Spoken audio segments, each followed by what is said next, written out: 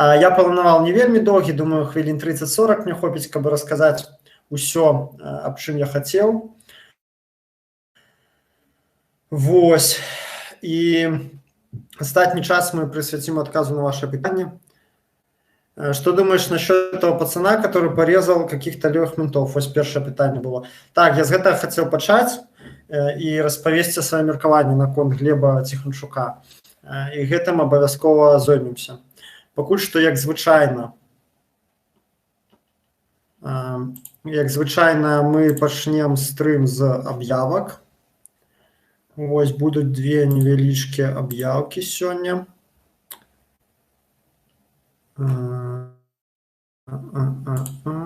Зараз я в опісанні стрыма дадам донаты, каб людзі маглі донаціць.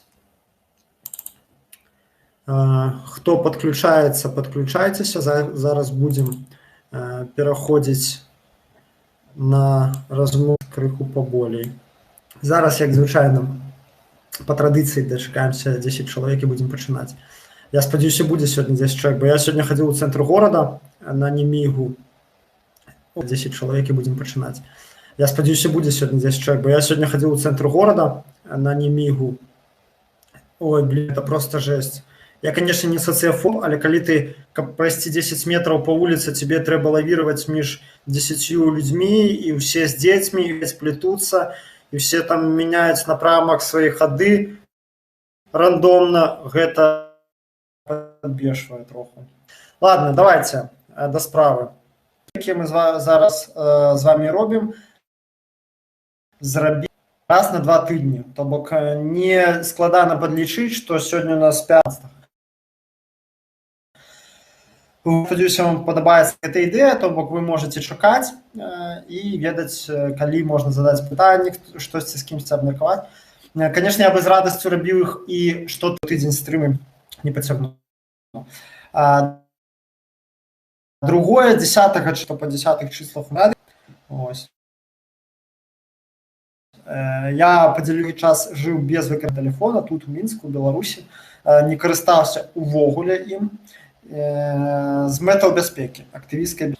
Я вам раскажу, як гэта магчыма жыць, якія плюсы, мінусы, падводныя камені ў гэтага рашэння. Вось. Піша чалавек, усё цяжка, зноў душаць ці глушаць. Ну, я не ведаю, што з гэтым рабіць. Дарэчы, бачыце, у меня кубак з лагатыпам Радикс. Кое-хто падарыў на Новы год. Вось. Гэта другая аб'ява. І трэцяя. Пішыце далей. Ну, астатнія людзі, астатніх там 8 чалавек, напішыце, калі ласка. Вам таксама кепска чуваецца. Контент, аналітыка, абмеркаванне і ўсё астатняе, калі ласка, данатце. Так, сябры, я перайшоў у іншы пакой. Зараз тармазіць не мусіць.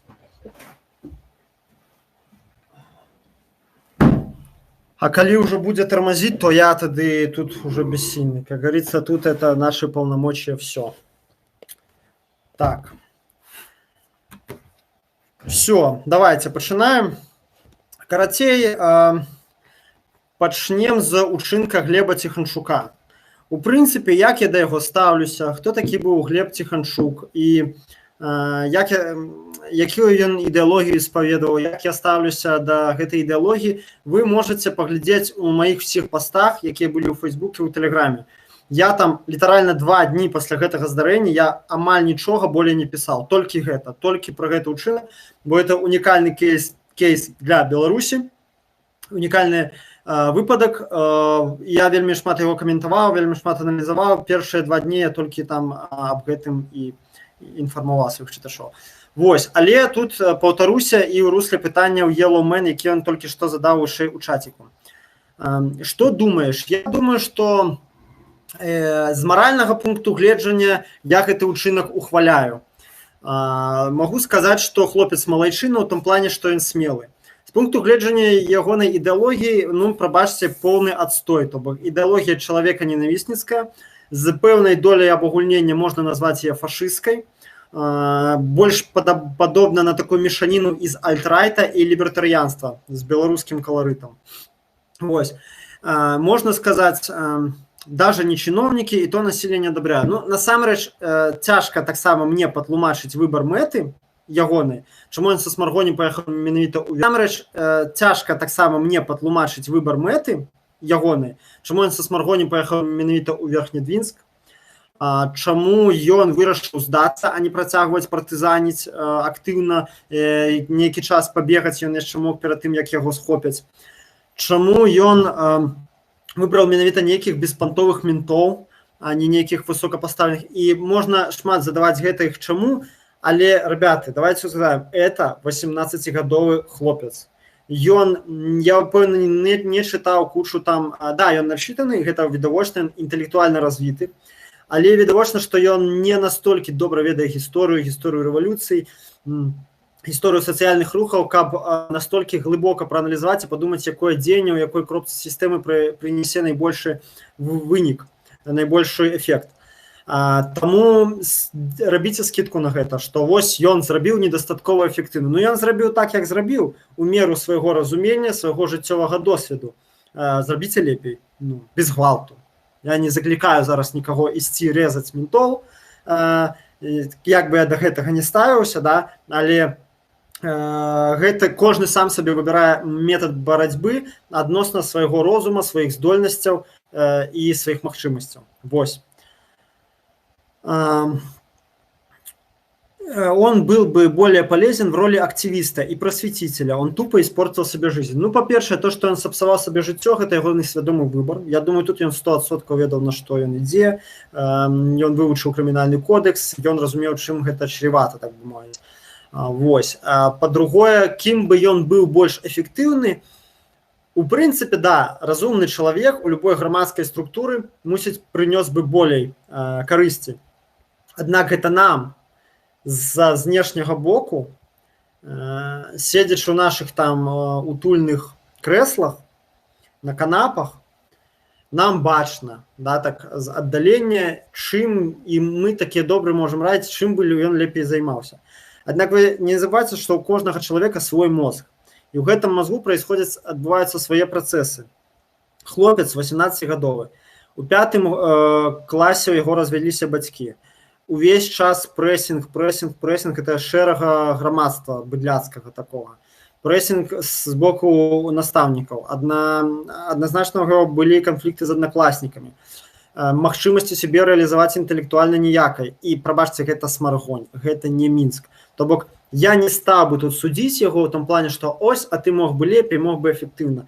Ну, можна шмат так пра гэта размаўляць, але, як я ўжо сказаў, кожны дзейнічае ў меру свайго разумення. Зрабіў так, ну, так, ён сапсуе сабе жыццё, ён, магчыма, спрыяе ўзмацненню антыэкстрэмісцкага заканадаўства і гэтак далей, аднак усё ж такі не будзем забываць, што ён зрабіў першы, тое, што ў Беларусі незалежна да яго не рабіў ніхто.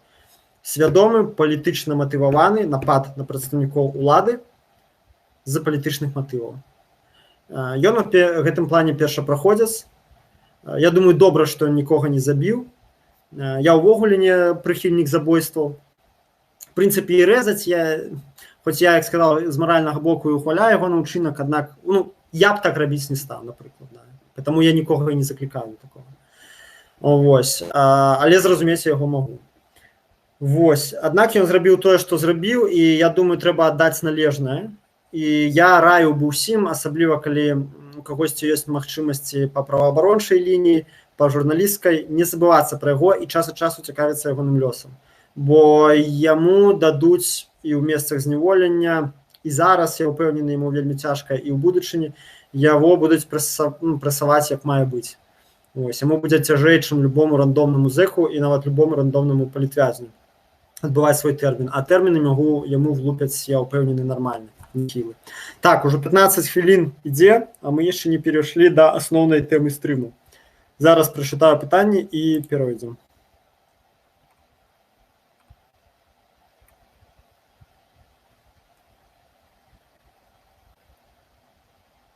Так, і напішыце, калі ласка, як вам якость картинки и гуку. Привет, какие у тебя отношения со Степой Нехта? Деловые. Привет.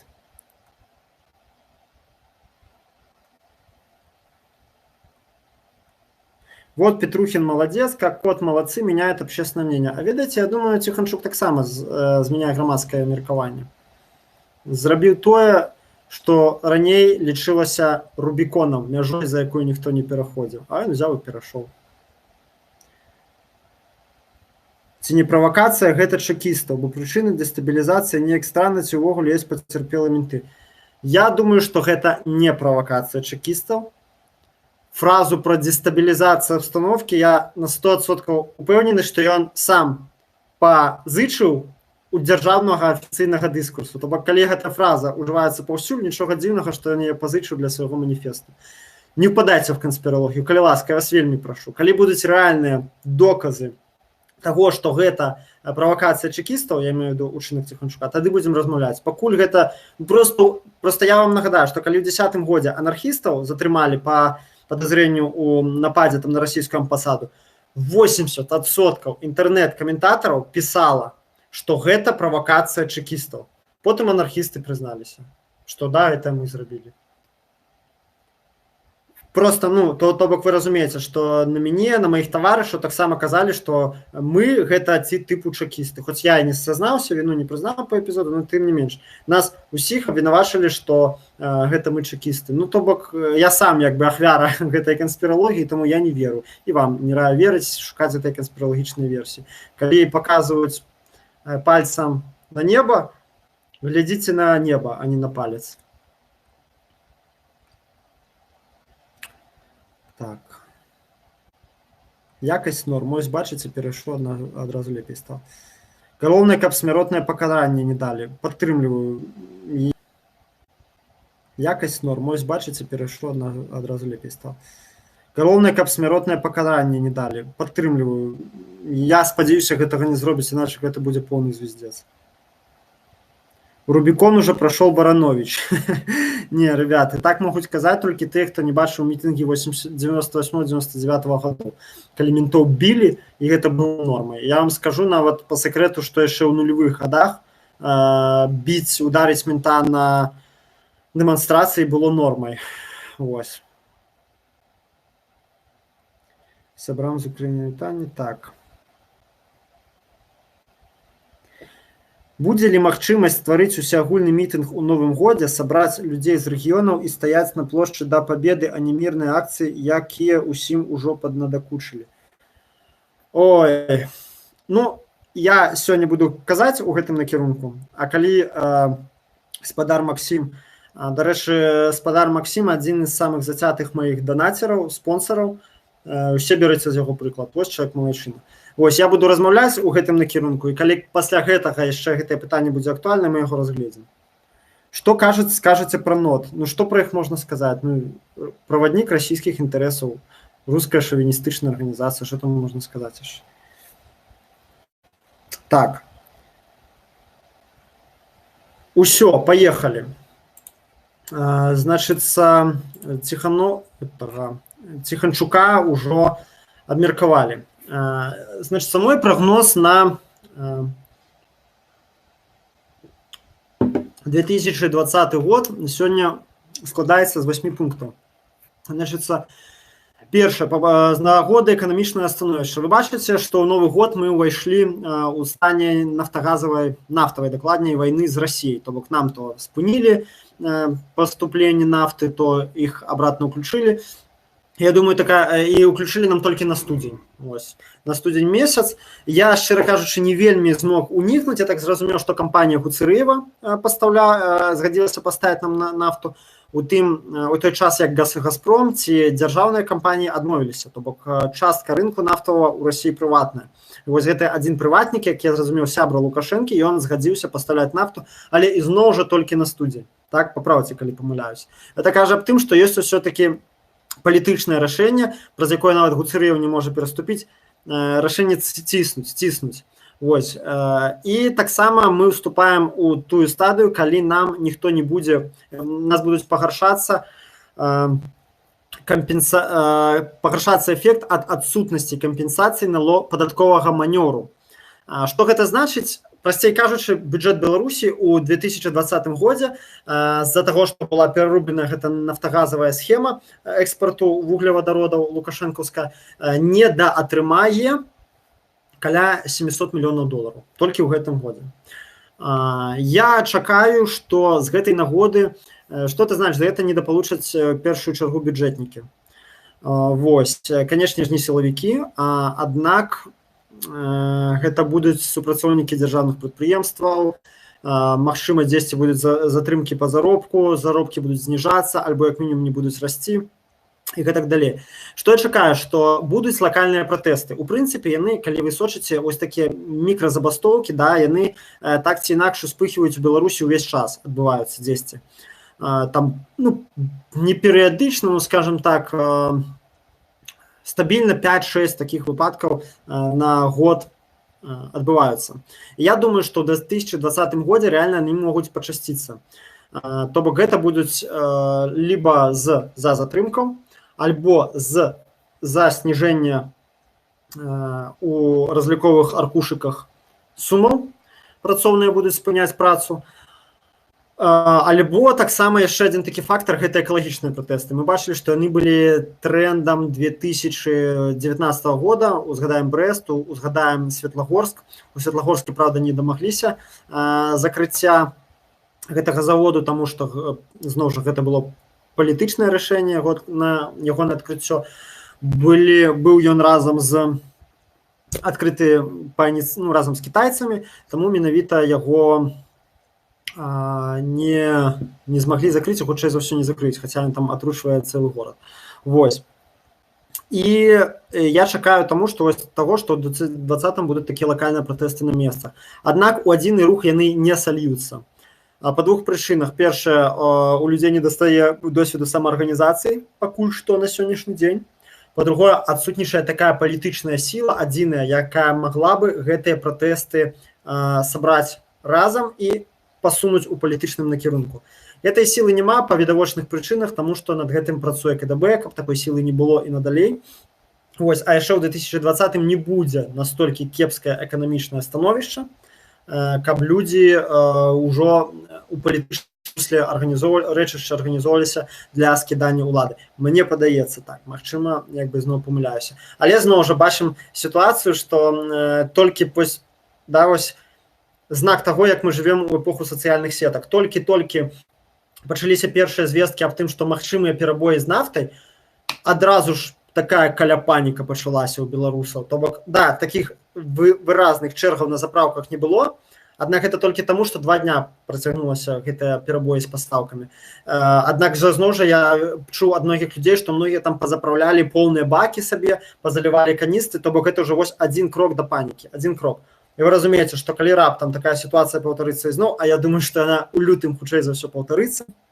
Вось, альтэрнатыўных варыянтаў тут усяго 3, гэта знайсці нафту з іншага месца, забіраць яе, так бы мовіць, па бесу, да, у Расіі з трубы.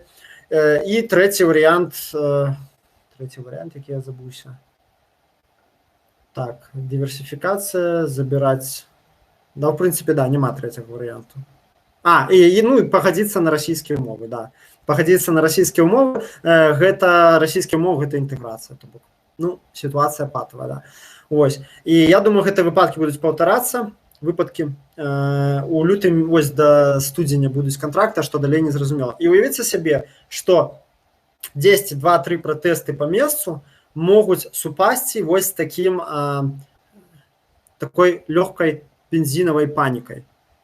Сітуацыя будзе вельмі напружаная. Я не думаю, што гэта выльецца ў нейкую рэвалюцыю, але вось нешта кшталту 2011 года, гэта чэргі ў абменніках, гэта дэвальвацыя, гэта хуткі рост інфляцыі, гэта хуткі рост коштаў, хутчэй за ўсё нас чакае ў 2020.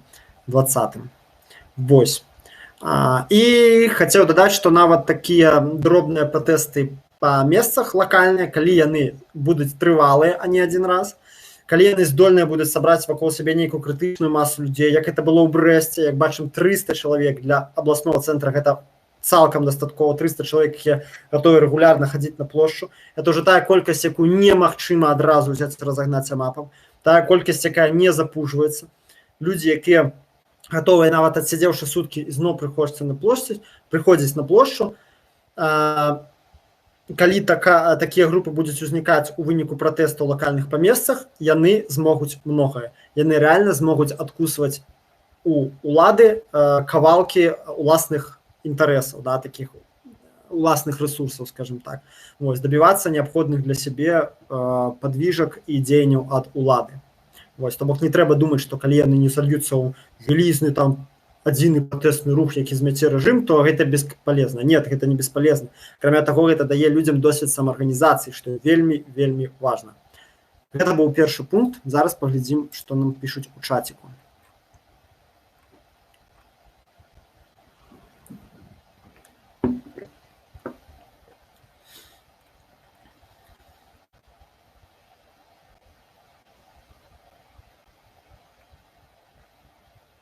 У Гуцэрэева крыптабіржа, ён абыходзіць некаторыя падаткі РФ. Бачыце, таксама цікавы момант. Крыптабіржа у Гуцэрэева і крыптабіржа сваёсць у Беларусі. У Беларусі ёсць таксама ПВТ. І ў Беларусі таксама быў прыняты дэкрэт, забыў нумар, аб легалізацыі ўсіх крыптавалют. Вось, я думаю, вось вам яшчэ адна зацэпачка, да, сяброўства Гуцэрэева з беларускімі элітамі. Магчыма, тут у них ідзе гешэфт на базе крыптавалют.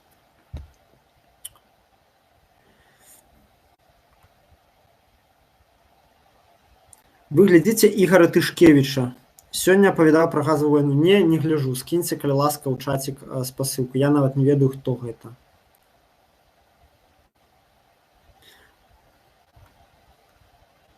Добрый вечер, Николай. Добрый вечер. Пишет белорусский диссидент. Люди, к сожалению, политикой так не интересуются, как это было в 2017. Ну, а як это можна замерыць? Я не думаю, што зараз меней, чым у 17 год. Што за 2 гады магло так прынцыпова змяніцца? Не ведаю. 31-я карта падпішуць, хутчэй не, чым так.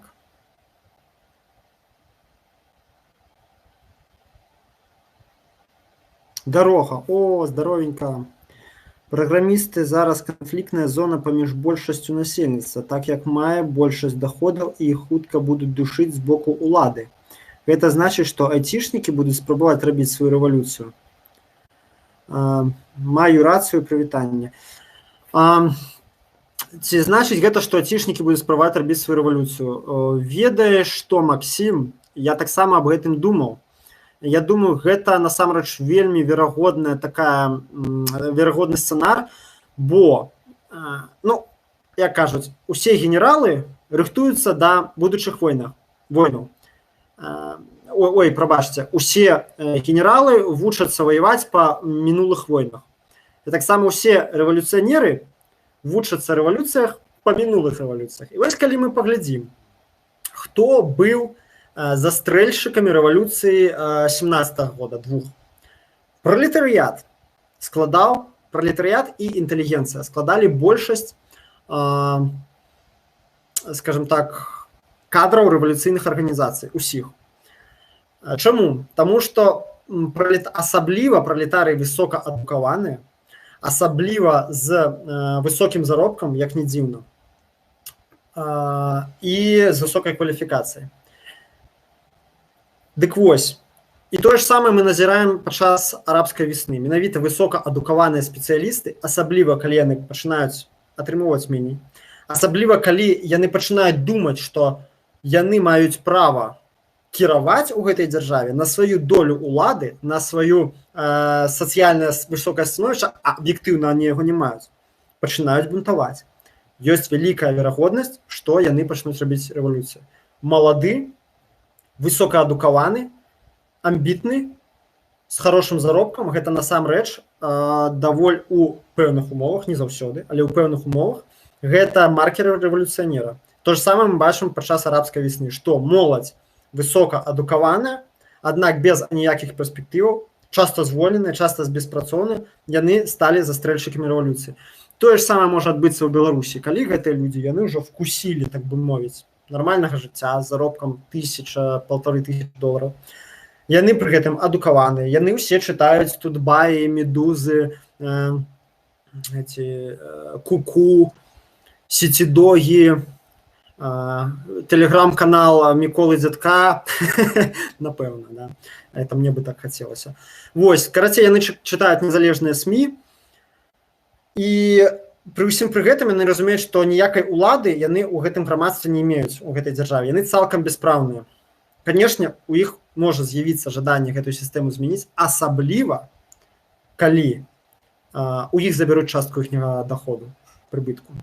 Гэта рэальна верагодны сцэнар. І аб гэтым насамрэч можна зрабіць нават асобны стрым, узяць на рукі лічбы, падрыхтавацца, падумаць вельмі добра аб гэтым, зрабіць, магчыма, нейкія пытанкі і давесці гэтую думкі да ума. Пакуль гэта проста інтуітыўныя такія мои домыслы, скажем так. Але прыглядзецца да айцішнікаў варта, бо гэта можа быць рэальна рэальна тая праслойка, якая нам зробіць у будучыню астрыё революционных масс. Маю рацию, да, Виталий уже. Посмотрел твое интервью с живым человеком. Хед Гигор. Дякую. Дякую, что поглядел. Не могу спасылку. Ну, спам-фильтры. Кидайте мне тады ў Телеграм. Зараз я свой телеграмчик кину. Скажи пару слов о ситуации с Сулеймани. Ну, что можно сказать? По-першае, я не надта глыбока вникаў у гэта, але калі коротка, я думаю, што нічога сур'ёзнага не будзе з гэтага. Будзе абвастрэнне лакальных канфліктаў і ўсё на гэтым. Ніякай трэцяй сусветнай вайны з гэтага не пачнецца.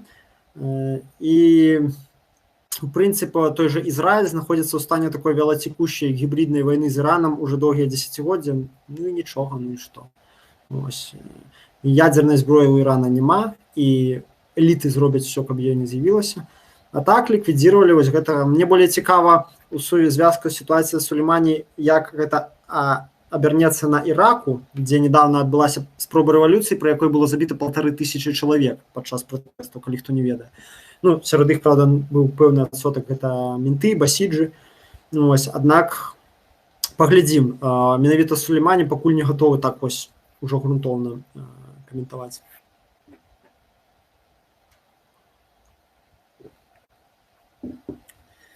Дарога каменціць, я нават зачытаю гэты камент. Я думаю, што змены магчымыя пры з'яўленні новых лідараў, якія выйдуць не з сённяшняга апазіцыйнага асяроддзя. Пры гэтым ім давядзецца змагацца і з Лукашэнкам, і з цяперашняй апазіцыяй.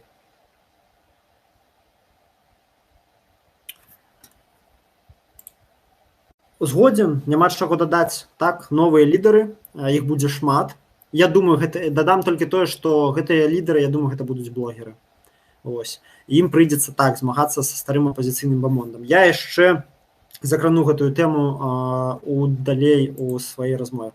Все, поехали, адцягнуўся вельмі на пытанне. Другі пункт. Значит, вы ж памятаеце, што нас у 2020 чакаюць выбары. Што я думаю? Я думаю, што будуць як пратэсты, так і рэпрэсіі. Капітан Очевиднасць, да? По інтэнсіўнасці пратэстаў я асабіста чакаю, там, калі падоўжыць вось сённяшнія тренды, паглядзець сённяшні стан апазіцыі, грамадзянскай супольнасці, нешта сярэдняе між 2006 годам і 2010. То бок, я думаю, гэта будзе лік ісці пратэстоўцаў на тысячы, але не на дзясяткі тысяч. Чаму? Таму што Лукашенка, ён напружыць усе рэзервы эканамічныя, палітычныя для таго, каб максімальна электарат задобрыць. Вы памятаеце, што перад усімі выбарамі у нас не падымаюцца тыя цэны, не ўводзяцца новыя падаткі, не прымаюцца нейкія непапулярныя рашэнні. Плюс ён абавязкова будзе старацца прымаць добрыя рашэнні ў палітычнай сферы. Я думаю, і хутчэй за ўсё будзе гэта ў дачыненні да міліцыі. Бо мы зараз уже глядзім, што рэальна ён чухнуў, і МУС чухнула, што міліцыя гэта вялікі фактор такі незадаволенасці, які выклікае незадаволенасць у людзей, і ён будзе старацца граць вось на гэтым пачуцці справядлівасці, каціць пад правовую дзяржаву. Конечно, все гэта фігня поўная, і Не может быть нормальная полиция в авторитарной державе, бо тогда держава вся, если это аўтарытарызм, ён посыплется адразу. Не может быть у Беларусі гуманная милиция и ніколі не будзе, бо тады яна не зможа выконваць свае непасрэдныя функцыі. Функцыі, карныя функцыі рэпрэсіўнага рэжыму, функцыі аховы ўлады і прывілегіі мізэрнай меншасці. Таму, канешне, вось ён пастараецца дзесьці прыструніць міліцыю. Вось вы бачыце, што і там штрафы нібыта далі ўказанне меней выпісваць і паздымалі гэтыя камеры відэафіксацыі. Все ідзе на задабрыванне перад выбарамі. Таму я не чакаю супермасавых пратэстаў. Тым больш, самі разумееце, апазіцыя зараз не ў тым стане, якім яна была ў 2006 і нават у 2010. Тут нават няма чаго казаць. Апазіцыя проста разлуплена ушчэнт па ўсіх напрамках. Да? Рэальна, што казаць, калі блогер нехта збірае па свайму закліку болей людзей, чым тая ж народная грамада. Я не хочу зараз сказаць, што народная грамада – гэта кепская апазіцыя. Не. Якраз такі сярод усіх яны мне падабаюцца яшчэ больш-менш. Аднак факт ёсць факт. Да? Давайте прызнаем яго, што нікому невядомы 20, яшчэ год таму, да? Нікому невядомы 21-гадовы хлопец з Тэлеграма збірае больш, чым старыя апазіцыйныя структуры. Факт? Факт. Рэпрэсіі, я думаю, будуць пераважна прэвентыўныя, то бок пастараюцца не дапусціць той сітуацыі, каб большасць лідараў пратэстаў выйшла на вуліцы. Першымі пад удар патрапяць нефармальныя моладзевыя групы. Гэта все тыя ж фанаты футбольныя, анархісты, все прэвенцыўна, хто не паспее схавацца па іншых хатах, паедуць на суткі. То бок все тое ж самае, што ў 17 годзе было, да? Калі вось просто ламілись, вынимали з кватэры на суткі, ламілись, вынимали на суткі. І так некалькі десяткаў людзей, усіх ключавых фігур, якія маглі на плошчу нешта выйти, сказаць у мегафон, мелі нейкі грамадскі вес, усіх накрэсцена за некалькі дзён да 25 сакавіка. І я б яшчэ дадаў у пералік тых, хто вось гэтых нефармальных груповак, якія патрапяць пад прэс, я б яшчэ дадаў на сёння моладзевы блок. Бо пасля выбараў, я думаю, вы звярнулі ўвагу, што на іх вельмі улады завастрылі ўвагу сваю. Іх будуць прасаваць. Вось Стас Шашок на сённяшні дзень сядзіць на сутках, Маркелу перад гэтым выкаціў 15 сутак. Ось. І я думаю, іх пабачылі небяспеку па абсалютна зразумелых прычынах. Маладыя, разумныя, свежие твары, свежие лозунги незатасканные, яркие, яскравые. То бок такая лайт-версія анархістаў. Да? Калі анархісты, можа, кагось адпужвалі сваёй радыкальнасцю на папярэдніх пратэстах, то тут такая лайтовая версія з адкрытымі тварамі, са смешнымі лозунгамі, да? Як сказаць, анархісты для баязлівых. Ось. І таму іх заўважылі, іх будуць прасаваць. Ось. Перад наступнымі выбарамі прэвентыўна яны вось патрапяць у гэты спіс. Другое, хто патрапіць першы пад удар, усяго 3 катэгорыі я вылучыў, гэта будуць блогеры. Гэта мы бачым на прыкладзе таго ж Ціхановскага, на прыкладзе каго там яшчэ, Шэрага Ката затрымоўвалі перад апошнімі інтэграцыйнымі пратэстамі. Ну і увесь папярэдні год далбілі блогераў. Гэта Петрухін, Кабанаў, Павук і астатнія. Мазгон, вось тут таксама. Дарэчы, што з ім? Ён быў затрыманы, але потым яго адпусцілі. Да? Я так і не прасачыў, што там было. Памятаю, што толькі што затрымалі. Вось. І гэта яны патрапяць, канешне, пад удар. Гэта 100%. Таму што ў іх бачаць новых лідараў пратэстаў, якія могуць за сабой павесці людзей. І правільна бачаць. Вось. І трэця запісаў катэгорыя, гэта моладзевы блок. Я яе двойчы паўтарыў у сваім спісе, карацей, да, я ўжо сказаў пра іх. А ў партыйнай апазіцыі, вось гэта працягваючы думку дарогі, у партыйнай апазіцыі ўсё будзе нармальна. Гавары праўду, рух за свабоду, ОГП, БНФ, усё ў іх будзе окей. Ніхто іх асабліва чапаць не будзе, за рэдкімі выключэннямі. БХД, магчыма, будуць чапаць, да, вось іх могуць як бы падупліць перад пратэстамі, таму што, да, яны актыўныя і такія адносна незручныя для ўлады. Народную грамаду могуць падзёргаць Карацей, усіх зарэгістраваных чапаць не будуць нікога, таму што яны даўным-даўно ўжо інтэграваныя ў сістэму, іх задавальняе статус-кво, яны не хочуць мяняць Лукашэнку, ім гэта не трэба, яны на сваіх месцах многія, на месцах лідараў партый сваіх болей, чым Лукашенко пры ўладзе. Аб чым тут казаць далей? Вось, і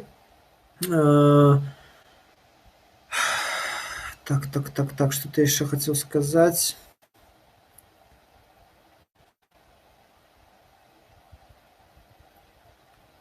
Ладно. І, карацей, у іх все будзе нармальна пад гэтыя выбары, яны працягнуць рабіць звыклыя справы, рабіць нікому непатрэбныя рэзалюцыі, весці там свае мізэрныя ці суполкі ў сацыяльных сетках і гасіцца ад рэальных улічных пратэстаў. А дзе трэба, яшчэ будуць іх імкнуцца зліць. Напрыклад, як гэта робіць «Гавары праўду». Вось. Я таксама чакаю задзейнічанне медыйнага рэсурсу ўлады, бо яна зрабіла пэўныя высновы за апошні год, асабліва з туніяцкіх пратэстаў, калі аказалася, што ў медыйным плане яна вельмі моцна прайграе. Внезапна аказалася, што не ўсе глядзяць БТ, а хто глядзіць, часта яму не верыць. Внезапна аказалася, што відосы нехта збіраюць болей, чым відосы БТ. І ўлада зрабіла высновы з гэтага, як правільна кажа пальчыца на сваіх стрымах, ўлада вучыцца вельмі добра і часта лепей, чым мы. І яны проста пачалі працаваць адразу з некалькіх напрамкаў. Па-першае, яны ствараюць свае тэлеграм-каналы, якія косяць пад недзяржаўныя. Тыповы прыклад Пул Первого, Папаратар, да, то бок это такія каналы, якія большую частку часу зліваюць нейкую такую нейтральную ці нават каля апазіцыйную інфу, казалася б нефармальную, такую нават крытычную да ўладу, але ў пэўны момант яны пымц і вкідваюць тое, што надо. І вось так яно і будзе падчас пратэстаў. То бок, з аднаго боку, пул такіх сваіх тэлеграм-канальчыкаў, вось мусарскіх і каля мусарскіх. З іншага боку, яны атрымалі кантроль над некаторымі незалежнымі СМІ, якія раней лічыліся незалежнымі. Типовейшы прыклад «Наша Ніва», што вось газета, якая раней была антылукашысцкая, зараз дэ-факта пралукашысцкая, пры гэтым абалонка у нее знешне такая незалежніцкая прабеларуская, але па факту гэта газета паўсюль выступае з прадзяржаўных пазіцый. Менавіта з боку адстойвання інтарэсаў беларускай дзяржавы. Не той уяўнай дэмакратычнай, незалежнай там Беларусі, якой яна нібыта імкнуцца пабудаваць, а той дзяржавы Беларусі, якая ёсць. То бок мы бачым, што яна ракурсам на дэмакратычна настроеную, незалежніцкі настроеную частку грамадства, якая не глядзіць БТ і ніколі глядзець не будзе.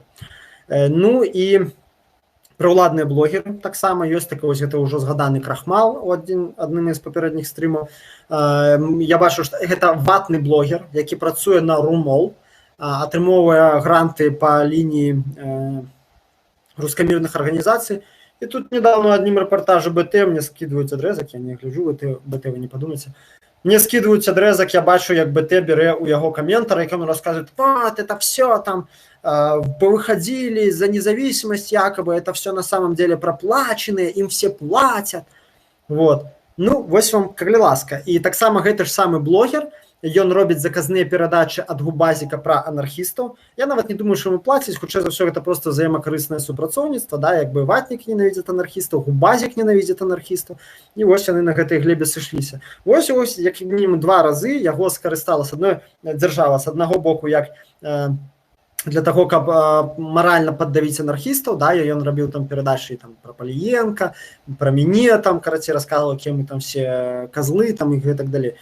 З другого боку, яго уже бере БТ як прыклад блогерской супольнасці. Вот смотрите, блогер, но он же против свядомых, да? Ну вот, разумеется. Я думаю, гэты тренд будзе працягвацца. Ёсць яшчэ там блогер, я забыўся нават ягоную фамілію. Павук пайшоў недавно, Голікаў, вось. Таксама відавочна праўладны блогер, відавочна корміцца за дзяржаўныя грошы, там, правда, подписчикаў панты, ну і дзякуй Богу.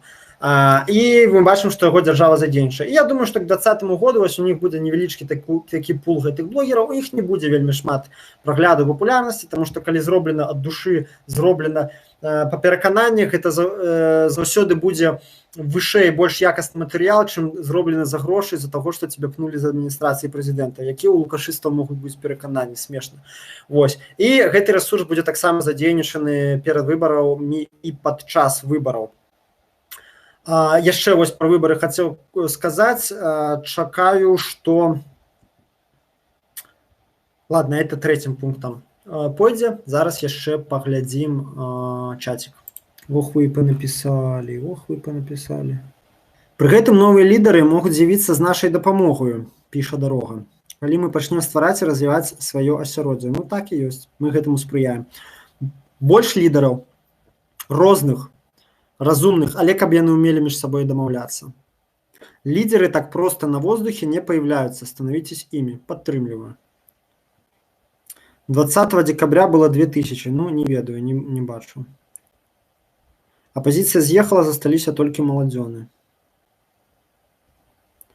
Коля, витаю. Как ты относишься к так называемым айтишникам, которые не платят налоги и имеют зарплаты на несколько косарей? Пока работяги без соли доедают. Там было матерное слово, я его не прочитал. Позитивно ставлюся. Можете не платить податки? Не платите податки, бо яны размяркоўваюцца непразрыста. Куды дзяржава дзявае ваши податки, ніхто не ведае. Калі будзе у нас грамадзянскае формирование, как это правильно выразиться, грамадска-палітычнае формирование, у якім податки будуць размяркоўвацца празрыста, и по нашим агульным жаданням, и ты будешь давать этот податок, ты будешь разуметь, куды он пойдзе, и ты будешь давать его добраахвотна, не потому что над тобой стоит нехта с дубинкой ці з налоговой инспекцией, со штрафом. Тады платите податки. А пакуль я только падтрымліваю того, каб их позбегать. И имеют зарплаты по несколько косця, 8 гадзін за грошы. Тое, што зараз яму падфарціла, і ягоная сфера у капіталістычным рынку больш на ўздыме і больш плацежаздольная, чым сфера, напрыклад, працоўнага маза, ну, гэта так рынок распарадзіўся, гэта не ягоная віна. Тут вось этой зайздрасці быць не патрэбна. Патрэбная працоўная салідарнасць. Ён наёмны працоўны, ты наёмны працоўны. Вам дзяліць няма чаго. Нават калі адзін атрымоўвае 2 касаря, другі атрымоўвае 300 рублёў. Іншая справа, што калі ты атрымоўваеш 2 касаря, задонаць незалежным блогерам. Ну што, 6 чалавек, подвисае. Ну, уже с подвисанием я нічога не могу зрабіць. Галоўнае, што нас уже 8 чалавек, я скинул спасылачку ў Telegram. Ну, я фиг ведаю, что это такое. Я сижу у 50 сантиметрах от модема. Уже бліжэй няма куды. О, вожик. З вожиком все не бачыліся. Так, 10 чалавек ёсць. Працягваем. Я ведаеце, што папярэдні стрым я спампую, абрэжу і залью. Усё на нову. Ладно, давайте, поехали далей, бо ўжо доўга вельмі стрымем, уже, амаль гадзіну. Нагадайце, на чым я спыніўся, на чье пытанне адказваў, каго каментаваў. Так, нехта папярэдні зараз з'явіцца. Ён на пэўны час знікае там з Ютуба, зараз ён мусіць з'явіцца назад, бо я нажаў там гатова, ён мусіць захавацца. Так, ну што, поехали. Про выборы я, здаецца, ўсё сказаў. Так, это другі пункт. Трэці пункт наконт адносінаў з Захадам. Я асабіста чакаю, што з Захадам у нас працягнецца пацяпленне, таму што вось хутка прыязджае вылецела з галавы. Карацей, вы зразумелі, які мусіў прыехаць, але потым з-за падзеяў у Іраку. Майк Помпео, вось, Майк Помпео, дзяржсекретар, мусіў прыехаць, і візіт такого высокага рангу, гэта кажа аб тым, што ні аб якой ізаляцыі казаць не прыходзіцца на сённяшні дзень, і гэта ўжо казалі не раз, я не буду паўтарацца, Еўропе зараз карысна мець Лукашэнку як альтэрнатыву Пуціну, і яны будуць за яго трымацца, таму калі вы там разлічваеце, што будуць нешта вельмі Еўропа парыцца за нашых палітвязняў, не будзе. Толькі калі рэальна ўжо пачнуць страляць на вуліцах, тады могуць опять пачацца санкцыі, ізаляцыя, моцны ціск, спансіраванне апазіцыі і так далей. Да гэтага моманту, ну вось як было ў 17 годзе, калі ласка, жорстка ўсіх разагналі, адлупцавалі, ну да, рэзалюцыя, ну да, супраць, ну там пару галасоў за санкцыі раздаліся. Ну ўсё, на гэтым ўсё скончылася. Вынікі выбараў, аднак, не прызнаюць у 2020 годзе, я так лічу, бо гэта было бы для Еўропы згубай твару, разумееце? Гэта ўжо занадта, як бы, відавочна фальсіфікаваныя выбары, прызнаваць на гэта яны не пойдуць, я думаю. Зноўку вернемся да апазіцыі. Сістэмная апазіцыя ў поўным складзе пойдзе на выбары. Ось ужо Рымашэўскі, па-моему, калі не памыляюсь, заявіў пра тое, што ён хоча на выбары пайсці, і ён на іх пойдзе. Я чакаю колькасць кандыдатаў блізкую да 2020 года, да 10-го. І для Лукашенка гэта вельмі карысна, каб іх было шмат кандыдатаў, таму што гэта выдатны маркер дэмакратызацыі. Ну, можна будзе захаду працягваць паказваць, у нас аўтарытарызм да якой, аб чым вы кажаце, ну, зглядзіце, колькі кандыдатаў на выбары. Я не буду трэгаць усіх, каб это яшчэ больш было падобна на цырк. Уладзе карысна размываць гэтыя амбіцыі, карысна размываць, каб апазіцыя дзяліла шкуру незабітага мядзведзя, да, то бок змагалася за ўладу, а насамрэч не за ўладу, а за рэсурсы, як бы за гэтыя гранты. А наконт грантаў тут важны момант, што якраз такі, хаця ў цэлым Захад ужо не спансіруе апазіцыю беларускую на пастаяннай аснове, да, ці спансіруе, але проста ў мікраскапічных маштабах у параўнанні з тым, што было раней. Аднак ён дасць грошы пад выбары. І гэта было заўважна нават па парламенцкіх выбарах, што асобным апазіцыйным групам, не буду указваць пальцамі, далі грошы пад гэтыя выбары. Яны высунуць, чаму все нашы ОЛО там змагары з рэжымам тыпу там Хартія, Еўрапейская Беларусь, там астатнія, яны ўсе, якія все папярэднія гады казалі за байкот, усе яны разам пайшлі на выбары. Ну, таму што з'явіўся матэрыяльны рэсурс. Ну, вось. І тое ж самае будзе пад прэзідэнцкія выбары. Гэта добрая магчымасць для апазіцыі зрубіць бабла. Я маю в виду старую сістэмную апазіцыю, да. І яны, конечно, усе на іх на гэтыя выбары ламануцца. Што вельмі добра для рэжыму. Карацей, пад выбары, вось менавіта на прэзідэнцкіх выбарах, я не чакаў бы такой вось гадзіны X змены рэжыму, ці чагосьці такога лёсавызначальна. Да, будуць пратэсты, да, будуць рэпрэсіі, да, магчыма, з'явяцца новыя палітвязні.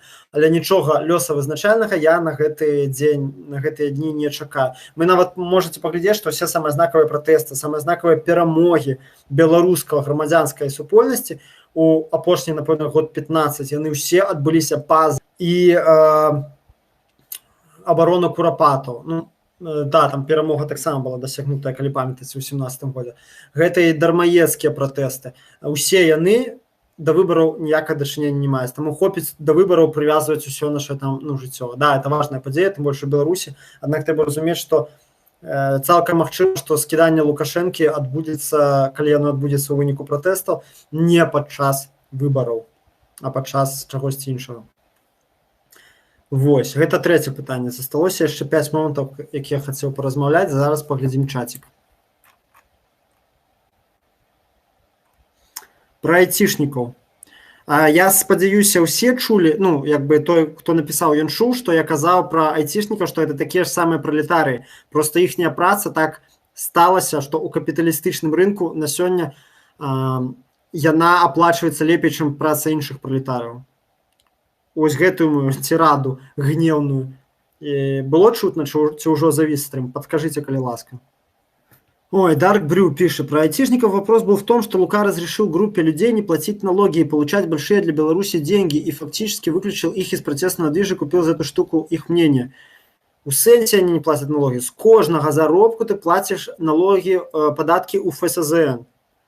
ПВТ вызволены от податков. Однако все эти ЕПАМы, там, кто там World of Warcraft робит, я уже забылся, як іх зовут. Короче, ну, але ў Беларусі десяткі айцішных контор, яны не вызвалены ад падаткаў, іх дояць так само, як дояць усіх. Інакш, якая цікаўнасць Лукашэнца іх трымаць? Яны са сваіх вялікіх заробкаў плацяць вялікія падаткі, так што не трэба казаць, што і они не плацяць падаткі. А хто шляхам свайго фрылансу можа умее пазбегаць аплаты падаткаў, дык малайчына, я это толькі вітаю, нефіг плаціць гэтай дзяржаве. Это твои заробленыя грошы пролетарскай працай, ты маеш на іх поўнае права. Так, я буду казаць, трэба гаварыць, а не то подумайте, что с тым завис. Главное не слить протест, как это было бы, это было 25 марта 2017. Как думаешь, сколько на президентских выборах наберет главный оппозиционер Гайдукевич из ЛБПБ? А не факт, что он пойдет, он может сына своего отправить. Да не ведаю в межах 5%, а якое это мае значение? Ну, колькі Ярмошина скажа, як у Лукашэнкі левый мизинец на ноге зачешется, столько и наберэ процентов. Это увогуле ни на что не уплывает. Будет там 5%, ці нават 15%, это ни на что не уплывает. Ну вось, калі ласка, Дорога правильно написал. Налоговые выплаты сотрудника компании-резидента парка высоких технологий в 4,74 раза выше налоговых выплат среднего работника по стране. Папярэдні стрым подгрузился. Я потым их, напэўна, спампую один и другі и разом склепаю у один стрым и потым перазалью. Так, поехали далей. По теме. Есть у меня такая чуйка на ўзроўні интуиции, что в 2020-м верагодныя раптоўныя праблемы со здоровьем у Лукашэнкі. І я зараз не про некае атручванне Путиным, а про тое, что ён уже стары. Сапраўды ён стары, і на гэта ёсць даволі высокая верагоднасць. І ўжо ўсё часцей прыходзяць інсайты аб том, што то у него інсульт, то ён лечыўся ад наступстваў чагосьці там у саудаўскай клініцы. Плюс ён, калі вы уважліва глядзіце, там відэаздымкі з ім, бачна, што ён стал тлусты. Рэальна тлустая рожа, тлусты задак, тлусты сам. І ўсе гэтыя расказы про то, як ён там 100-500 кіламетраў кожны ранак прабягае, но мы ўсе разумеем, што это фуфел.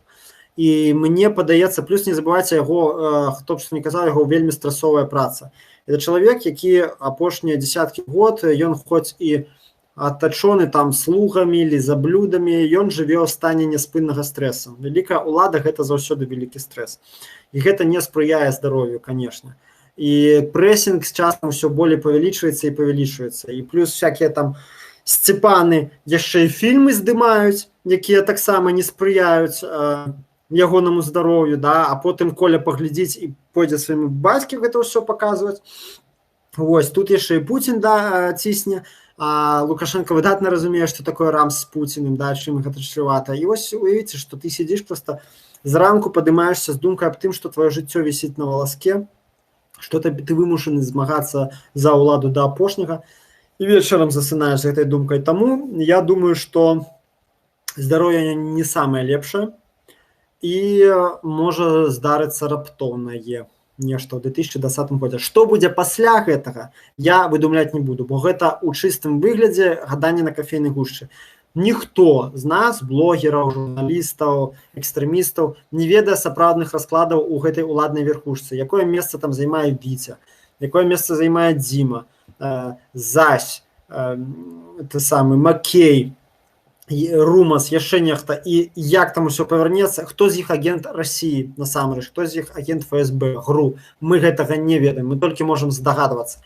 Вось, і які бок гэта павернецца, ці адразу Расія вядзе свайго агента, які стане кантраляванай фігурай, ці нехта перахопіць і павядзе нас у напрамак лайтовай дэмакратызацыі праз рэформы, такое таксама магчыма, ці захаваецца статус-кво, то бок мы будзем такім анклавам, які больш падпарадкаваны Расіі, але ўвесь час на гэтых шалях вагаецца.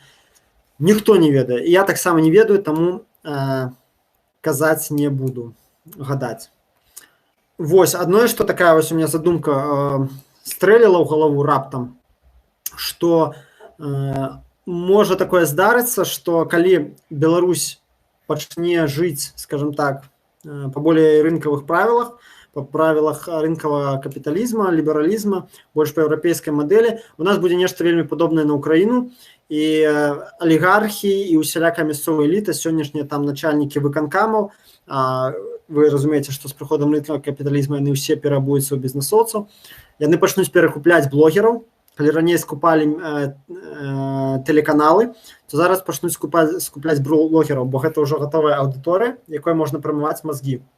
І калі Беларусь уже будзе больш-менш дэмакратычная, там будуць умовы канкурэнтнай палітыцы. Мы бачым, як сённяшнія блогеры, якія там маюць па 20-30 тысяч падписчикаў, яны будуць агітаваць за пэўных алігархаў, калі яны будуць рухацца ў дэпутаты ці ў кандыдаты ў прэзідэнты і так далей. Ну, такі мой маленькі прагноз на неблізкую будучыню. Вось. Так, яшчэ асталася 4 моманты, якія я хацеў прамовіць, там уже такія болей каротенькія. Паглядзім чатик. Кажуць, цукровы дыябет у Лукі. Я таксама чуў такое. Я бачу яго астралагічную і нумералагічную карту на 2020 год. Гэта сапраўды самы цяжкі год у яго жыцці. Ну, цалкам магчыма. Зась ужо ўсё. Першым дэкрэтам у гэтым годзе Лука зняў Зася, дарога піша. Ну, тое, што зняў, гэта яшчэ мала што значыць. Ведаеце, Шэймана таксама знялі, але я б не сказаў, што ён не мае ніякага ўплыву. Віцю сілавікі не хочуць, гэта даклад яны самі выказваюць. Ну, зноў жа, сілавікі гэта не ёсць агульнае цела. Гэта ўсё роўна розныя групоўкі. Есть сілавікі КДБ, МУС, не ведаю, ОАЦ, СБП, ёсць ОСАМ і многа іншае. То бок, все вельмі складана, на жаль, інфармацыі вельмі мала. Не прадавайся, я не прадамся, абяцаю. Хіба толькі амерыканцам. Яны нармальна плацяць. Мікола, за колькі тебе можна купіць? Банку варенья і корзину печенья. Марат Мінскі, правласны блогер, хорошо промывает мозги. Марат Мінскі праўладны? Я думаю, ён такі незалежніцкі. Напишите, хто што ведае аб гэтым паболей. Скажи, што думаеш пра поводу Марата Мінскага. Я скажу шчыра, я адзін час хацеў рабіць агляд усіх беларускіх палітычных ютубераў, але потым у кароткі перыяд часу я ўжо зняў вельмі шмат матэрыялу на гэтую тэму, але мне проста не хватпіла часу, і вось за гэты момант, калі я хацеў рабіць і не дарабіў, і ў гэты момант столькі ўсяго адбылося, нейкія блогеры скурвіліся, і я ўжо ні ў якую не хацеў іх піарыць. Потым паз'яўлялася дзясятак іншых блогераў, і я, шчыра кажучы, проста забіў на гэту ідэю і не стаў рабіць агляд. І вось тады я паглядзеў пра Марата Мінскага, паглядзеў ягоныя відосы. Ну, спрабуе чэл рабіць палітычную аналітыку. Я 23 відосы паглядзеў. Рабіць палітычную аналітыку, крытыкуе Лукашенка. Ну, звычайны, апазіцыйны, такі незалежніцкі блогер. Нічога незвычайна не ўбачыў. Але, можа, я слаба азнакоміўся, ну, таму што вось тут людзі пішуць, што нейкі праўладны, фіг яго ведае. Ну, нічога такого не магу сказаць незвычайнага, але зноў жа я яго даўно не глядзеў. О, дзед амерыканец, што ж ты раней маўчаў? Так, ладно. Он кучу сваіх роликов удалял. Ну, аб чым гэта кажа? Якія ролики ён удалял? Ну, давайте, ладно, не будем про Марата Мінска, стрым не аб'ем увогуле. Не Редикс толькі, а Радикс.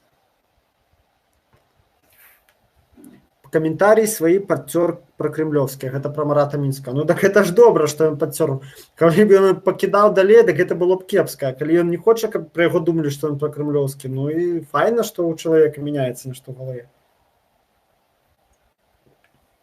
Ладно, пагналі далей па тэме. Так. Наконт, в прынцыпе, мой прагноз такі, што палітычная мадэль Беларусі застанецца ранейшай. Рэсурсаў усё меней. А што гэта значыць? Што у агульным працягнецца стаўка на сілавыя метады ўтрымання улады. І дыялог улады і грамадства працягнецца менавіта праз дубінкі, праз сілавыя метады. Чаму? Таму што для ўсіх астатніх метадаў дыялогу патрэбны вялікі рэсурс. Напрыклад, можна класна прамыць мазгі насельніцтву, і яно будзе жраць бліны з лапаты і думаць, што мы жывём у самай вялікай дзяржаве. Прыклад, Расія. Аднак у нас гэта немагчыма, таму што не хапае рэсурсаў. Нават сілавікоў утрымліваць уже дзесьці вось этих рэсурсаў не хапае, на кімсьці прыходзіцца эканоміць. Раскажу вам такі прыклад жыцця. Пайшоў я неяк у адно месца, а атрымоўваць одну паперку бюрократычную. Я не хочу зараз сказаць дэталі, бо можна будзе тады вылічыць, дзе я быў і з кім я размаўляў. Я гэта не хочу. Не ў одно место, а ў мусарню. Пайшоў у мусарню атрымаць патрэбную мне паперку. І мне мент кажа: мы вам выдадзім вашу паперку раней, чым гэта патрэбна па тэрмінах. Аднак, калі ласка, дапамажыце нам з машынай. Я такой, в сэнсе. Ну, вось нам трэба там некалькі скрыняў паперак адвезці з пункта А ў пункт Б, там заўтра, напрыклад, а мы вам выдадзім раней, там абяцаем тра-та-та. Я такой, што так, у вас што, машыны няма? Да нет, няма, нам там выдзяляюць раз на некалькі дзён, і бензіна няма, нічога не даюць. Я такой, сабе на вуз крутануў. Разумееце, то бок гэта міліцыя, гэта РУС. І ў іх не хапае тэхнікі і паліва для таго, каб выканаць шараговую бюрократычную працэдуру, перавесці там свае паперкі з пункта А ў пункт Б. Вось. І плюс я, акрамя гэтага, размаўляў вельмі шмат з ментамі. У 17-м годзе, калі ляжаў у бальнічцы 4 дні пад канвоем. І таксама вельмі шмат даведаўся. Насамрэч, ведаеце, колькі заробак у сярэдняга інспектара па Мінску? 700 рублёў. 700 рублёў. Да, для вясковага гэта нармальна, бо ў вёсцы ты столькі не заробіш. Ой, прабачце. У вёсцы ты столькі не заробіш. А ўжо для мінчаніна гэта, ну, так сабе заробіш, прямо скажа. Ось, об этом я кажу, што ўсё роўна нават на сілавіках прыходзіцца эканоміць. Аднак усё ж такі ва ўмовах недахопу рэсурсаў застаецца толькі метад сілавы, таму што іншыя метады, прапаганда альбо падачкі, яны патрабуюць рэсурсаў. Рэсурсаў няма. Да, як я ўжо сказаў, пад выбары там нешта напружыцца, нешта дадуць, кінуць гэтую костку, каб менавіта на пратэст людзі не выходзілі. Аднак не болей за тое. Няма чым задабрываць насельніцтва і утрымліваць штат лукаботаў, утрымліваць сваю фабрыку троляў таксама няма магчымасці. Вось. Таму будзе так больш праз дубінкі, бо гэта больш танна даць дубінкі адным людзям і сказаць, каб яны ішлі біць другіх. Таму што тыя, хто дае тебе дубінку, ён жа дае тебе кватэры, нейкі стабільны заробак, і якога ты без яго не атрымаеш. Да? Таму што ты вернешся ў свой калгас, дзе працы не магу ўвогуле, і тебе застанецца толькі співацца. Такім чынам, вось такі прагноз. Яшчэ 3 пункты. 6-й пункт. Я думаю, магчыма, ў 2020 годзе спробы правесці рынкавыя рэформы, але яны будуць палавінчатыя, неполныя, і больш гэта будзе абяцанняў, чым дзеянняў. Бо колькі я вось сачу за палітычным, грамадскім і эканамічным жыццём Беларусі, я бачу, што кожны год у нас інавацыйныя магчымасці для развіцця бізнесу, новы дэкрэт прэзідэнта, які там палягчае ўсё на свеце, зноў знізілі налогі, там то, ну просто чуваць, што вось просто усе умовы для бізнесу. І ўвесь час Лука кажа, нам трэба там умовы для бізнесу, і ўжо нібыта колькасць праверак зніжаюць і гэтак далей. Вынік ніякага выніку. Як было кепска бізнесменам, як іх стрыглі, як іх саджалі, так іх і саджаюць. Як складаў малы бізнес мізер у Беларусі у рэальных доходах насельніцтва, малы і сярэдні бізнес, так і ён складае. Як была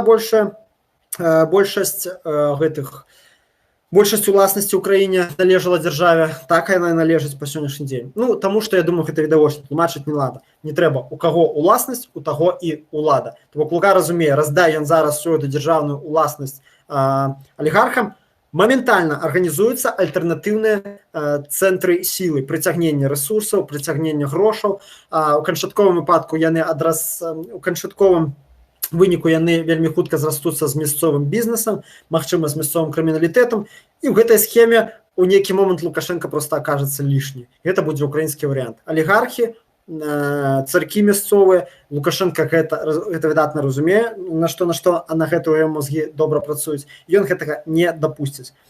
Раздачы нейкай сур'ёзнай раздачы ўласнасці, па дробязі. Так, да яго могуць падкатваць нейкія там рыначнікі, якія ёсць у нас ва ўрадзе, і казаць, Александр Григорьевич, давайте там, это там чуть-чуть, там отпустим, мы з гэтага атрымаем, мы там более падаткаў зберем.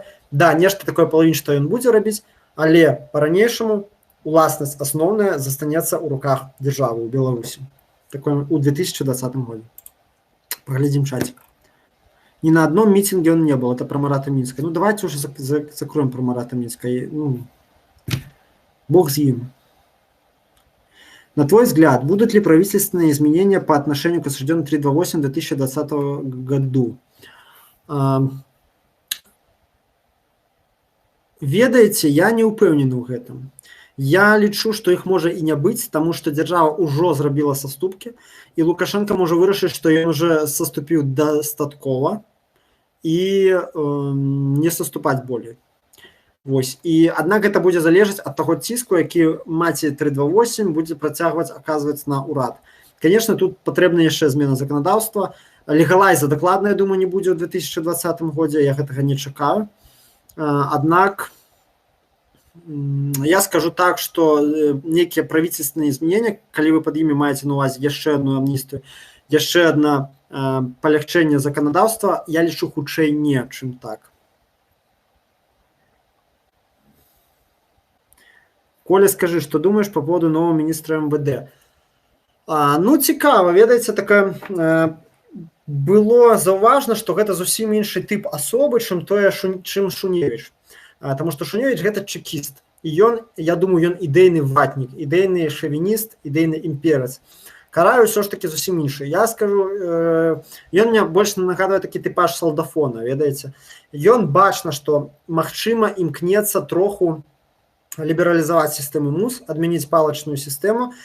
Я не ведаю дакладна, па сваёй ініцыятыве гэта робіць, ці па ініцыятыве Лукашенко, не буду гадаць. Цікавы былі мне слухаць ягоныя разважанні. Ён сказал, что да, мы там многочисленные случаи у нас злоупотребления сотрудников милиции, много жалоб, и даже в оппозиционных СМИ очень много таких поступает информации. То бок такая дзіўная рэч для беларускага чыноўніка, ён загадаў апозіцыйныя СМИ у нейтральным і нават, можна сказаць, у пазітыўным кантэксце. Такога, каб вы разумелі, ніколі раней не было. То бок, калі згадваюцца апозіцыйныя СМИ, то у негатыўным толькі кантэксце. А он так, видите, хлопец. Ну і плюс цікавы момант, што за гарадавога гэтага нікога не садзілі апошнія дні, месяцы нават.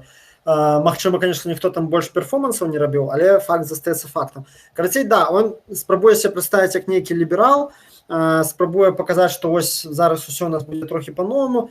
Я думаю, такі ж самы прагноз. Касметычныя змены будуць. Магчыма, меней будуць забіраць пінтосу.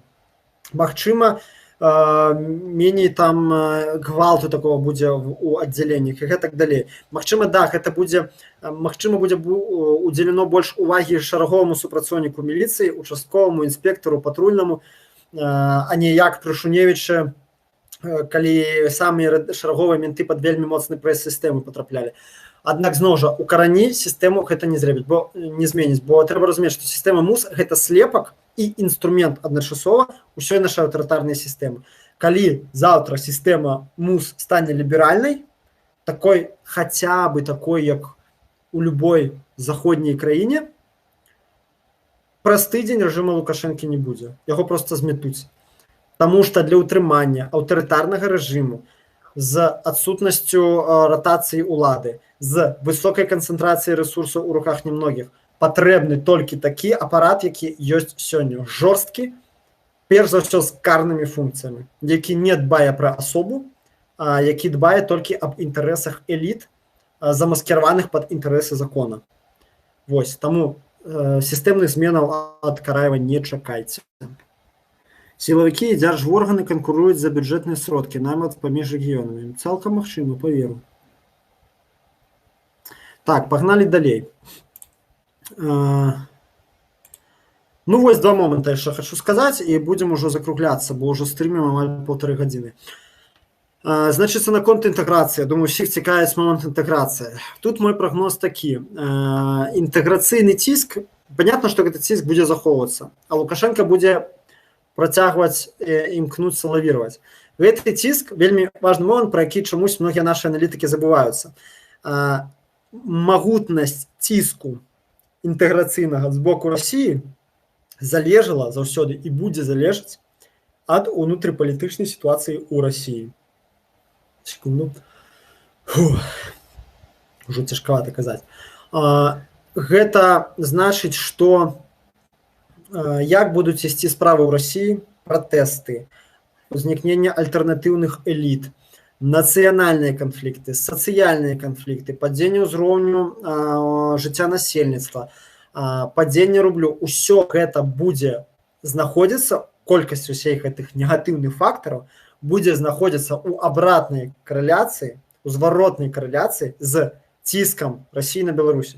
Тут все просто. Чым больш увагі адцягваюць іх внутренние праблемы, тым меней увагі на нас. Таму што Пуціну важней захаваць уладу ў России, чым захапаць Беларусь. Гэта ж відавочна. Беларусь это лас і кавалак, які, конечно, было б не кепска там себе кусь сделать, это кавалачка, да?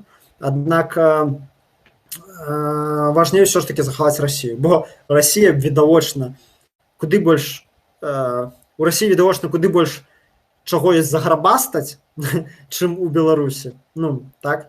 І таму чым болей всякай фігні і пратэстаў будзе адбывацца ў России, тым меней будзе ціск на нас. І наадварот, калі там все будзе роўна, не будзе ні пратэстаў, ні міжнацыянальных канфліктаў, калі ўсё роўна будзе ісці ў Сірыі, у Крыме, на Донбасе, Беларусь под вялікай рызыкай небяспекай. І правду казалі тыя добраахвотнікі, якія ехалі з Беларусі ва Ўкраіну і казалі, што там ва Ўкраіне зараз вырашаецца лёс Беларусі, бо калі Путін захавае Украіну, Беларусь наступная. Мы бачым, што Беларусь дала, Украіна дала адпор, адпаведна, яны ўжо задумваюцца, уже, разумееце, Сірыя, Донбас, Лівія, і яшчэ па дробязі десятак афрыканскіх краін, і яшчэ і ўціснуцца ў Беларусь, калі гэта казаць пра вайсковы сцэнарый, ну, можа не хапіць сілёнак у России. І нават Путін з яго іррацыянальнай імперскасцю, ён гэта выдатна разумее. Вось. Таму на лёс інтэграцыйнага ціску на Лукашэнку вырашаецца у вялікай ступені залежыць ад таго, як себе будзе паводзіць расійская апазіцыя і расійскія народныя масы і сацыяльныя рухі. Вось. Ну і яшчэ ў гэтым годзе я чакаю насамрэч, ну, не то, што я чакаю, я лічу даволі верагодным з'яўлення новых фактаў пра зніклых, бо калі выказаўся Гараўскі, гэта кажа аб тым, што калі вы чыталі, ён казаў, што многія з гэтых людзей дагэтуль на дзяржаўных пасадах, хтосьці пашоў бізнес, хтосьці яшчэ куды, і гэта можа быць пачаткам таго, што іншыя удзельнікі гэтых падзей пачнуць казаць. Я ўжо расказваў на адным са сваіх стрімаў, меня такое меркаванне, што Гараўскі адчуў, што яго хочуць это самае, да, бритвай па горлу і в колодец, і таму збег за мяжу і пачаў казаць ось, у бяспечнае месца. Тое, што ён патрапіў у аварыю, якраз кажа на карысць гэтай версіі. І мне падаецца, што калі гэта действительно так, калі хочуць ліквідаваць Гараўскага, значыцца, магчыма, Лукашенко рыхтуецца да ліквідацыі ўсіх, хто можа начаць размаўляць на гэтую тэму. Ці ўжо кагосьці ліквідавалі, мы гэтага не ведаем. Ну, там замаскіраваны пад несчастны выпадак. Вось. І я лічу, што гэтая эпапея можа працягнуцца ў 2020 годзе. Гэта могуць быць як новыя прамовы Гараўскага, так і новыя удзельнікі гэтых падзей пачнуць прамаўляць. Вось неяк так. Ну, зараз яшчэ пачытаю чацік і раскажу коротка, што, на мой погляд, нам трэба рабіць у сувязі з усім вышэйсказаным. І падсумую нашу размову. Пра анімэ пагутарым ужо не сёння, я ўжо троху нагутарыўся. Про национальные конфликты в РФ можно не рассчитывать, так как республики там русифицировали. Ну и что? Татарстан русификованы? Нет. Каўказ русификованы? Нет. Ну нават тыя, хто там размаўляюць па-руску, яны сябе разумеюць асобнай нацыяй, яны сябе не лічаць рускімі, паверце мне. Таму можна, і калі вы пачытаеце расійскія навіны, міжнацыянальныя канфлікты там адбываюцца ўвесь час. Акрамя таго, Расія тыповая імперыя, Расійская Федэрацыя. А нацыянальнае пытанне гэта слабае месца любой імперыі. Расія тут не выключэнне. І калі ў Расіі пачнецца жара, распад, рэвалюцыя, калапс, нацыянальнае пытанне сыграе там вельмі важную роль, калі не ключевую.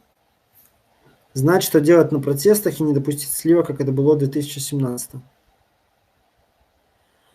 У 2017 я вам вот что скажу. Что значит слив? В 2017 все было простей. Насамрэч не знайшлося критичної маси людей, які могли би поштовхнути режим до падіння.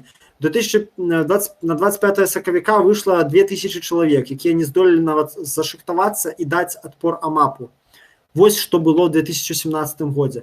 В 2017 году самые буйные митинги собирали 3000 человек. Сябры, это не та колькость, яка потребна, якой дастаткова для скидання рэжыму. Таму не трэба казаць пра зліў пратэсту. У 2017 не здолела адбыцца, сфарміравацца рэвалюцыйная сітуацыя, і ніхто тут не вінаваты, ні Статкевіч, ні апазіцыя, ні яшчэ нехта.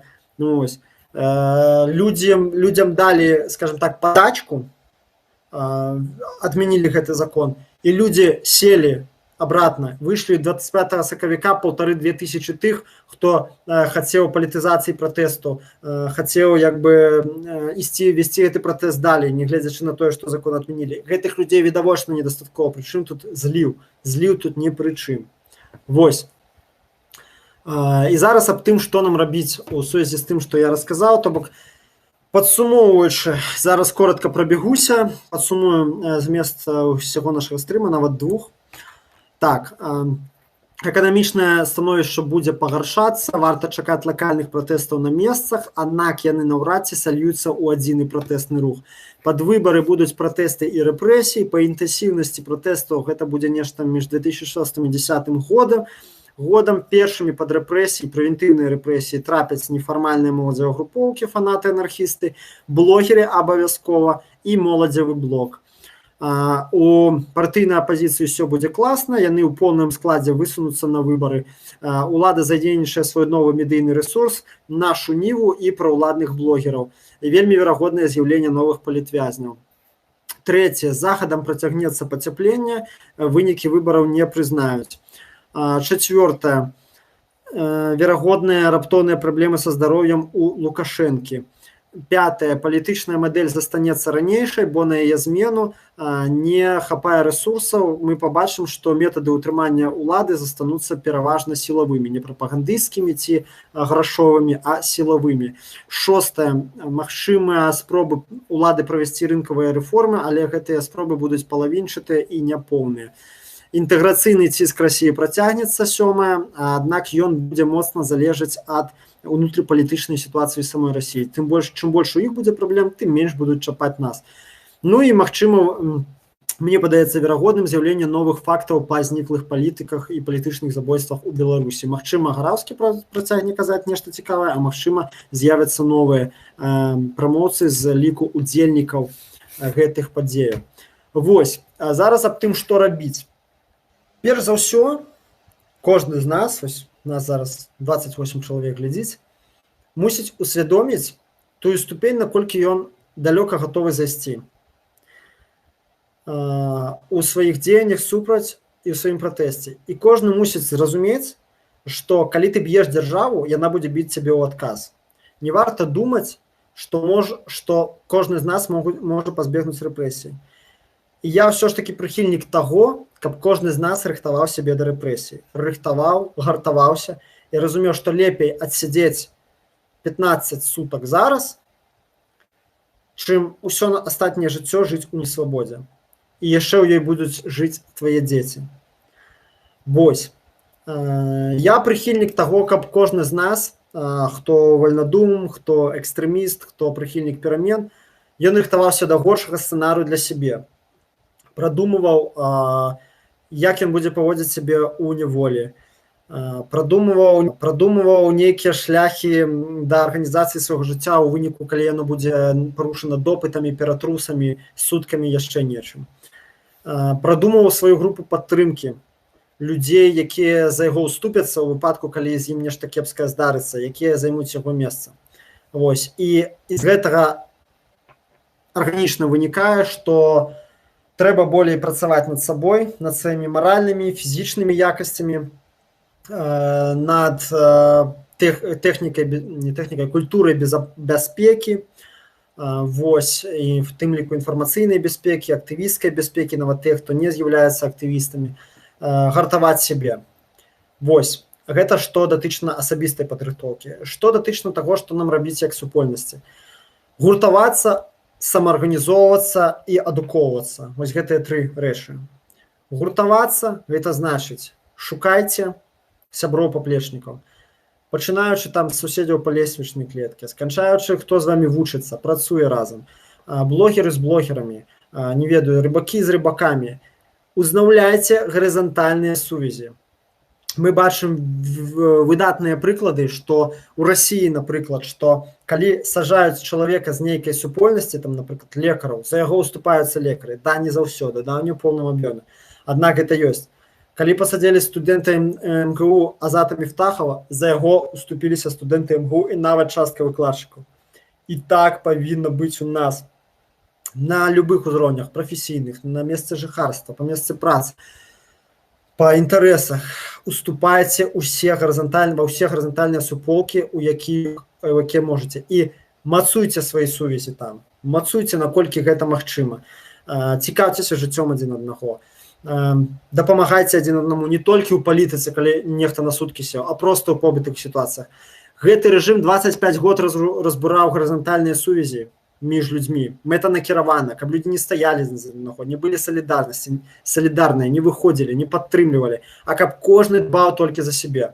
Наша мэта выбудаваць іх зноўку. І тады мы проста апляцем рэжым гэтай павуціннем гэтым гарызантальных сувязяў. І тады толькі зможам яго знішчыць. Толькі калі будуць гэтыя гарызантальныя сувязі, можна казаць аб тым, што мы стварылі сапраўднае моцнае грамадзянскае грамадства, грамадзянскую супольнасць. Вось. Такім чынам гуртуйцеся, аб'ядноўвайцеся, стасуйцеся, шукайце суполкі, праводзьце разам час, абмяркоўвайце нешта. Вось. І другі пункт – гэта самаарганізацыя. Самаарганізуйцеся, гэта значыць вучыцеся нешта рабіць разам, вучыцеся нешта рабіць без начальнікам. Калі нават у вас ёсць лідар, гэта лідар мусіць быць дэмакратычна абраны, гэта мусіць быць лідар, на якога не зацыклена ўся ваша актыўнасць, усе вашыя рэсурсы. Трэба гэта быць мусіць такой лідар, які дбае аб вас в першую чаргу, а не пра сябе. Гэта такі лідар, калі яго змясціць, каб на яго месца стаў нехта іншы. Каб у ідэале, да чаго трэба імкнуцца, каб кожны мог быць лідарам, кожны. Гэта да чаго трэба імкнуцца зноў жа, ідэал. Вось, і рабіце нешта разам. Схадзіце, снег прыбярыце, да, ну, правда, снега зараз няма ні хрена, но ось калі з'явіцца. Сабярыцеся з суседзямі па лесвічнай клеткі, прыбярыце снег. Схадзіце кудысьці на нефармальную сустрэчу са сваімі калегамі па працы. Схадзіце разам, паглядзіце фільм нейкі, напрыклад, фільм «Нехты», праглядзіце разам, да, абмяркуйце разам. Вось. І рабіце, карацей, рабіце нешта разам, не абавязкова нават палітычна. Канешне, хадзіць разам калектывамі працоўнымі на мітынг, это вообще ідэальна, але пакуль што гэта не дасякальны ідэал для нас. Вось. Падпішыце разам паштоўкі палітвязням, хаця б, вось, проста ад свайго працоўнага калектыву, там, ці ад сваёй групы. Ад часткі хаця. Вось гэта ўжо будзе вельмі шмат, вельмі шмат. Это сапраўдны грамадзянскі ўчынак будзе ў сённяшніх умовах. Вось. Такім чынам, самаарганізуйцеся. І трэцяе, гэта адукуйцеся. Зараз, я не буду паўтарацца, но зараз інтэрнэт, зараз інфармацыя такой ступені даступная. Чытайце, адукуйцеся. Перш за ўсё, канешне, мяне цікавіць, на што я хачу вас наткніць, это адукацыя ў грамадска-палітычнай сферы. Гісторыя рэвалюцыі, гісторыя выбітных рэвалюцыянераў могуць так натхніць, такому навучыць, што вы проста пачытаеце таго ж Савінкова, Нестара Махно, таго ж Леніна, Степняка Кравчынскага. Ну, дарэчы, паглядзіце, у мяне на канале ёсць 2 відэа, што чытаць рэвалюцыянеру, першая і другая частка. Вось пачытайце гэтыя кнігі, хаця б для начала. Вось. Адукуйцеся, цікаўцеся тым, што адбываецца ў свеце, глядзіце адукацыйныя відэа на Ютубе, адукуйцеся, глядзіце перадачы, у якіх разжоўваюцца усе грамадскія палітычныя паняткі, гэтая тэрміналогія, якіх блогеры спрачаюцца адзін з адным. Вся ваша адукацыя – гэта ваша страхоўка ад таго, каб вы сталі ахвярай маніпуляцыі, ахвярай падману палітыкаў, дэмагогаў. Я супраць палітыкаў. Я лічу, прафесійных палітыкаў не мусіць быць увогуле. Мусіць быць кожны грамадзянін палітыкам, ці прынамсі большая іх частка. Да? Вось гэтыя прафесійныя палітыкі нам не патрэбныя. Вось. Палітыка не мусіць быць адчуждзена, аліенаваная ад грамадства. Вось. Кожны мусіць быць палітыкам на сваім лакальным узроўні. Ось, такім чынам, сябры, што нам рабіць у 2020 годзе?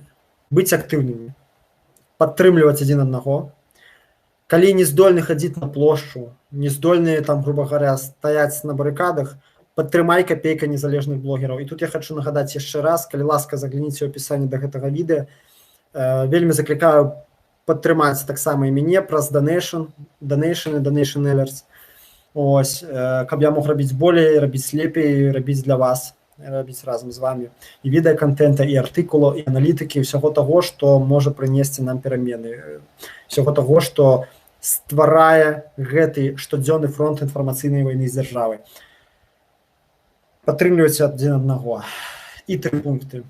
Гуртуйцеся, самаарганізуйцеся, адукоўвайцеся.